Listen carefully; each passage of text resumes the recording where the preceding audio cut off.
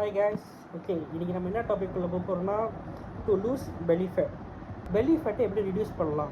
ஃபேட்னா என்ன? ஃபேட் வந்துட்டு ரெண்டு விதமான ஃபேட் இருக்குது. Visceral fat, subcutaneous fat.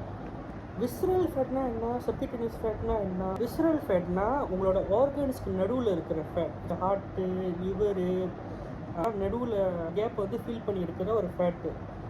சப்குட்டேனியஸ் ஃபேட்னா அது வந்து நீங்கள் சாப்பிட்ற சாப்பாடு வந்து உங்கள் ஸ்கின்னுக்கு அடியில் போயிட்டு ஃபேட்டாக டாப் பண்ணுறது தான் சப்குட்டேனியஸ் ஃபேட். நீங்கள் வந்து நல்லா ட்ரைனிங் பண்ணுறீங்க, நல்லா வந்து ஒர்க் அவுட் பண்ணுறீங்க, நல்லா எக்ஸசைஸ் பண்ணுறீங்க, நல்லா கார்டியோ பண்ணுறீங்க, டயட் நீங்கள் குறைக்கிறது பூரா சப்குட்டேனியஸ் ஃபேட்டு தான். உள்ளுக்கு இருக்கிற விசரல் ஃபேட் வந்துட்டு என்ன ஆகும் வந்துட்டு உடம்புக்கு வெளியே இருக்கிற ஃபேட் குறைஞ்சா போதும். நான் ஒரு ஷர்ட் போடும்போது நல்லா ஜிம் பாடியாக இருக்கணும், நல்லா மஸ்குலராக இருக்கணும், பார்க்க நல்லா இருக்கணும், நல்ல ஒரு ஷேப்பில் இருக்கணும். விசரல் ஃபேட்டால் என்ன ஆகும்னா நம்ம ஹார்ட்டோட ஹெல்த்து குறையும், நமக்கு ஹார்ட் அட்டாக் வர்றதுக்கு ஹை சான்சஸ் இருக்குது. குறைக்கிறது எப்படின்னா ஒரு காமனான பர்சனுக்கும் ரெகுலர் ஃபிட்னஸ் பர்சனுக்கும் சுகருங்கிறது தேவையே இல்லை.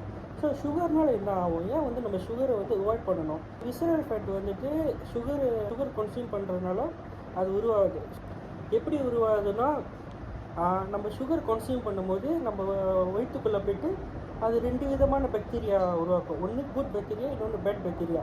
பேட் பாக்டீரியாவில் தான் வந்துட்டு இந்த விசரல் ஃபேட்டில் வந்து அதிகமாக உருவாகிறதுக்கான சான்சஸ் இருக்குது. ஸோ நீங்கள் சுகர் அவாய்ட் பண்ணுறது உங்களோட பாடி ஃபேட் மட்டும் இல்லை, உங்களோட ஆர்கன் ஃபேட்டையும் அது வந்து ரிடியூஸ் பண்ணிடும். Spot reduction. ஸோ ஸ்பாட் ரிடக்ஷன்னா எல்லாம் சொல்லுவாங்க, எனக்கு வந்து என் வயிற்றில் இருக்க தொப்பியை மட்டும் நான் குறைச்சா போதும் அப்படி சொல்லுவாங்க. Falls information. நம்ம நினச்சிக்கிறோம் இல்லை காலில் டைஸில் இருக்கிற ஃபேட் மட்டும் குறைச்சிக்கிறேன், தொப்பையை மட்டும் குறைச்சிக்கிறேன், என்னோடய கைக்கு கீழே இருக்கிற ஃபேட் மட்டும் நான் குறைச்சிக்கிறேன், கண்ணத்தில் இருக்கிற கொழுப்பு மட்டும் குறைச்சிக்கிறேன் அப்படின்னு எல்லாம் நினைப்போம். அது வந்து பாசிபிளே இல்லை.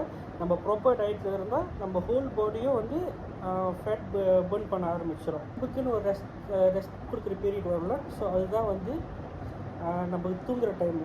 ஸோ சில பேர் வந்துட்டு சரியாக தூங்காமல் அந்த மாதிரி இருக்கிறதுனால அவங்களுக்கு வந்து ஆட்டோமேட்டிக்காக அந்த ஃபேட் வந்து பேர்ன் ஆகாது. ஏன்னா நம்ம தூங்க ஆரம்பித்தா ஃபேட் வந்து பேர்ன் ஆகும்.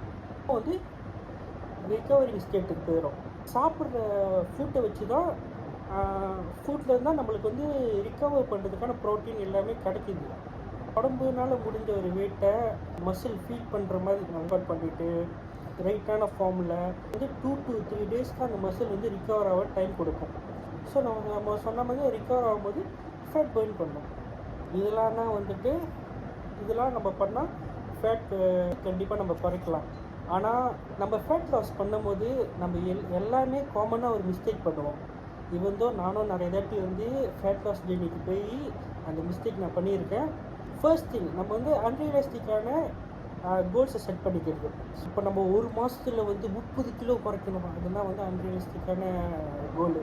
உடம்புக்கு தேவையான ஃபியூலை கொடுத்துட்டு ரைட்டான எஃபர்ட் போட்டால் நம்ம உடம்பு என்ன அதுக்கு ஃபீட்பேக் கொடுக்குதோ நம்ம அதுதான் வந்து ஃபாலோ பண்ணிட்டு போகணும். தவிர்த்து இல்லை எனக்கு இன்னும் வேணும்னு நம்ம அந்த மாதிரி போகவே கூடாது. அது வந்து நம்ம எவ்வளோ ஃபேட் லாஸ் பண்ணுறோமோ அவ்வளோக்கு நம்ம திரும்பி வந்து பிரிஞ்சிட் பண்ண ஆரம்பிச்சிருவோம். ஸோ வந்து ஃபேட்டாக தான் ஆகிட்டு போவோம்.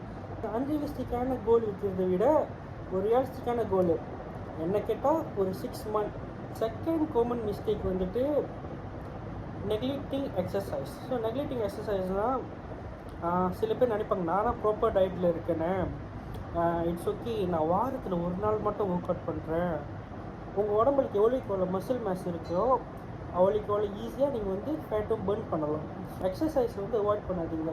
யோகாக இருக்கலாம், வெயிட் ட்ரைனிங்காக இருக்கலாம், HIIT கூடிய இருக்கலாம், எனிதிங் நீங்கள் செய்யுங்க. பொதுவாக இது எல்லாமே செய்கிறது நான் செஞ்சுருக்கேன். தண்ணி வந்து சரியாக நம்ம குடிக்காமல் இருக்கிறது. ஆல்ரெடி கேலரிலாம் நம்ம குறைச்சிருப்போம், நமக்கு ஆல்ரெடி டயர்டான ஸ்டேட்டில் போயிடும். அப்படி இருக்கும்போது நீங்கள் இன்னும் தண்ணியும் கொடுக்கலன்னா கொலாப்ஸாக வந்து கூட வாய்ப்பு இருக்குது. தண்ணி வந்து நிறையா குடிக்கலாம், பிரச்சனையே இல்லை. ஏன்னா வந்து தண்ணி வந்து 0 கேலரி தான். ஆல்சோ உங்கள் வயிறு வந்து கொஞ்சம் ஃபுல்லாக ஆக்குற மாதிரி அது ஒரு ஃபீல் கொடுத்துரும். ஸோ உங்களுக்கு தேவைக்கு அதிகமாக நீங்கள் சாப்பிடவும் தோணாது. மிஸ்டேக் நம்மளோட ஃபேட் லாஸ் ஜெர்னியில் பண்ணுறது. இதில் நம்ம கற்றுக்குவோம், நம்மளும் வந்து ட்ரை பண்ணுவோம். Thank you guys.